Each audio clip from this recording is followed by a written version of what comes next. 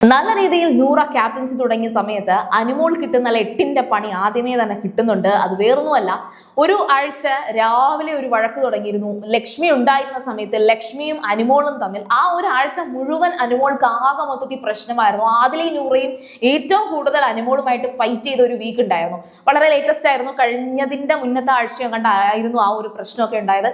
ആ പ്രശ്നങ്ങളൊക്കെ ലക്ഷ്മിയും അനുമോളും തമ്മിൽ തുടങ്ങുന്നത് തന്നെ അനുമോള് രാത്രി ബക്കറ്റിൽ വെള്ളത്തിൽ ഇങ്ങനെ തുണി മുക്കി വെച്ചു. പിറ്റേ ദിവസം രാവിലെ ലക്ഷ്മി അതെടുത്ത് തറയിലിട്ടു എന്നുള്ളതായിരുന്നു. അപ്പൊ അനുമോൾ അന്നും പറയുന്നുണ്ട്, ഈ ഉജാല മുക്കി വെക്കുന്നതാണ്, അത് പിടിക്കാൻ വേണ്ടിയിട്ട് ഒരു രാത്രി മുഴുവൻ വെക്കുന്നു എന്നൊക്കെ പറയുന്നുണ്ടായിരുന്നു. ഇതേ സംഭവം ഇന്നിപ്പോ ഷാനവാസ് ഈ പറയുന്ന ക്യാപ്റ്റൻസി അല്ലെങ്കിൽ നൂറ ടീം തിരിക്കുന്ന സമയത്ത് ഷാനവാസ് പറയുന്നുണ്ട്, അമ്മാതിരി തുണി മുക്കി വെക്കുന്ന പരിപാടിയൊന്നും പറ്റത്തില്ല. ഉടനെ അക്ബറും ഇതിനെക്കുറിച്ച് സംസാരിക്കുന്നുണ്ട്.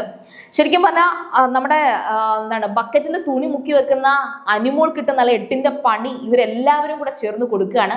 അല്ലെങ്കിൽ തന്നെ ഇന്ന് രാവിലെ തൊട്ടേ അനുമോൾക്ക് നല്ലൊരു ഉത്സാഹമുണ്ട്, ഒരു പോസിറ്റീവ് വൈബാണ്. ഇന്നത്തെ ദിവസം വളരെ ഹാപ്പി ആയിട്ട് 3 പേരും സാരിയൊക്കെ ഉടുത്ത് തുടങ്ങിയിരിക്കുകയാണ്.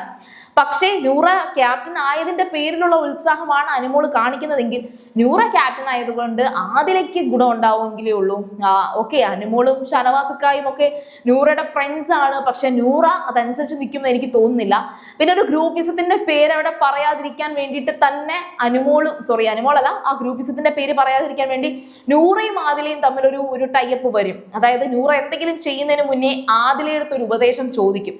അപ്പം ആരും ഇതൊരു ഗ്രൂപ്പിസം ആണ്, ഒരു ക്യാപ്റ്റൻസി ഗ്രൂപ്പിസം ആണ് എന്ന് പറയാതിരിക്കാൻ വേണ്ടിയിട്ട് തന്നെ അനുമോളെ ഇടയ്ക്കിടയ്ക്ക് ഇട്ട് കൊട്ടുന്നത് പോലെ എനിക്ക് ഫീൽ ചെയ്തു. കാരണം ഇന്ന് രാവിലെ ഈ ബക്കറ്റിൽ തുണി നനച്ചു വെച്ച കാര്യം അതിങ്ങനെ പറയുന്നുണ്ട്, ഉജാല പിടിക്കാൻ വേണ്ടിയിട്ടാണ് എന്നിങ്ങനെ പറയുന്നുണ്ട്. അപ്പൊ ആര് പിടിക്കാനാണെങ്കിലും അങ്ങനെ ചെയ്യരുത് എന്നൊക്കെ പറഞ്ഞ് പബ്ലിക്കായിട്ട് തന്നെ ആദില അനുമോളെ ഇങ്ങനെ ടീസ് ചെയ്യുന്നുണ്ടായിരുന്നു. ഒരു ഫണ്ണായിട്ടാണ് അത് പറയുന്നത്, പക്ഷെ എല്ലാവരുടെയും മുന്നിൽ വെച്ച് തന്നെ പറയാണ്, ഇത് ഒരു കണക്കിൽ ഇത് നല്ലതാണ്. ഈ ഒരു രീതിയിൽ ഇവർ ബിഹേവ് ചെയ്യുന്നത് നല്ലതാണ്. കാരണം അക്ബർ നെവിൻ മാത്രം അല്ലെങ്കിൽ ഒറ്റപ്പെട്ടു പോകും. അങ്ങനെ ഒറ്റപ്പെട്ടു പോവുകയാണെങ്കിൽ അത് അവർ രണ്ടുപേരെയും കോർണർ ചെയ്തു എന്ന് പ്രേക്ഷകർക്ക് മുന്നിൽ തോന്നാനുള്ള സാധ്യതയുണ്ട്. അപ്പൊ ആ സാധ്യത ഒഴിവാക്കാൻ വേണ്ടി ചെയ്തതുപോലെ എനിക്ക് ഫീൽ ചെയ്തു. പിന്നെ ഈ പറഞ്ഞ അവർ രണ്ടുപേരെയും മാറ്റി നിർത്തി ഇവർ മാത്രം അങ്ങോട്ട് ഹാപ്പി ആയിട്ട് പോവുകയാണെങ്കിൽ അത് മേ ബി അവർക്കും അതൊരു ബുദ്ധിമുട്ടായിരിക്കും. അടുത്ത ആഴ്ച ലാലേട്ടൻ വരുമ്പോൾ നിങ്ങൾ എന്ത് പണിയാണ് കാണിച്ചത് എന്ന് ചോദിക്കാനുള്ള സാധ്യതയുമുണ്ട്. അപ്പോൾ അവർ കരുതിക്കൂട്ടി കരുതിക്കൂട്ടി ചെയ്യുന്നതല്ലെങ്കിൽ കൂടിയും സ്വാഭാവികമായിട്ടും ആ ഒരു സിറ്റുവേഷനിലേക്ക് ലീഡ് ചെയ്യാതിരിക്കാൻ ഇവർ ഈ പറയുന്ന 3 പേരും ഓരോ കാര്യങ്ങൾ ശ്രദ്ധിക്കുന്നുണ്ട്. അപ്പം അനുമോള് മനഃപൂർവ്വമായിട്ട് ചെയ്യുന്നതാണോ ആദിലയും നൂറയും പ്ലാൻ ചെയ്ത് ചെയ്യുന്നതാണോ എന്നറിയത്തില്ല. കാരണം നൂറ ക്യാപ്റ്റൻ ആണ്. പിന്നെ ഇന്നത്തെ ആ ഒരു ക്യാപ്റ്റൻസിയുടെ സമയത്ത് അനുമോള് കറക്റ്റ് ആയിട്ട് ഇപ്പം കിച്ചണിലാണ് അനുമോളെ ഇൻക്ലൂഡ് ചെയ്തിരിക്കുന്നത്. കിച്ചണിൽ അനുമോള് ക്യാപ്റ്റൻ പോലുമല്ല, പക്ഷെ എങ്കിൽ കൂടിയും അനുമോള് ഭയങ്കരമായിട്ട് സംസാരിക്കുന്നുണ്ട്. അപ്പൊ ആ സംസാരിക്കുന്നതിനൊക്കെ ഷാനവാസും ആദിലയും നൂറയും ഒക്കെ ഓരോ കൊട്ട് മറുപടികൾ കൊടുക്കുകയാണ്. നീ കൂടുതൽ സംസാരിക്കണ്ട, നീ ഇവിടെ സംസാരിക്കുക, നീ ക്യാപ്റ്റൻ അല്ലല്ലോ, ഇങ്ങനെയൊക്കെ പറഞ്ഞ് ഓരോന്ന് പറയുകയാണ്.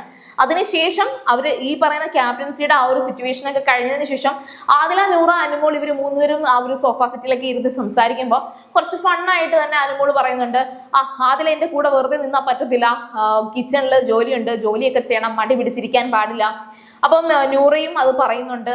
അപ്പം ശരിക്കും പറഞ്ഞാൽ ആ ഒരു ക്യാപ്റ്റൻസിയുടെ സമയത്ത് ആ ടീം തിരിക്കുന്ന സമയത്ത് സംസാരിച്ച രീതിയിലല്ല, അവർ കുറച്ചും കൂടെ ഫ്രണ്ട്ലി ആയിട്ടാണ്. എനിക്ക് തോന്നുന്നു ഗേൾസിന്റെ ഇടയിൽ മിക്കവാറുള്ള ഈ ഫ്രണ്ട്ഷിപ്പ് എന്നൊക്കെ പറയുന്നത് പുറമേ നോക്കുമ്പോൾ അവർ അങ്ങോട്ടും ഇങ്ങോട്ടും കട്ടയ്ക്ക് നല്ലത് പറയും, പക്ഷെ ഉള്ളിൽ ആ സ്നേഹം ഉണ്ട് എന്നെനിക്ക് തോന്നുന്നുണ്ട്.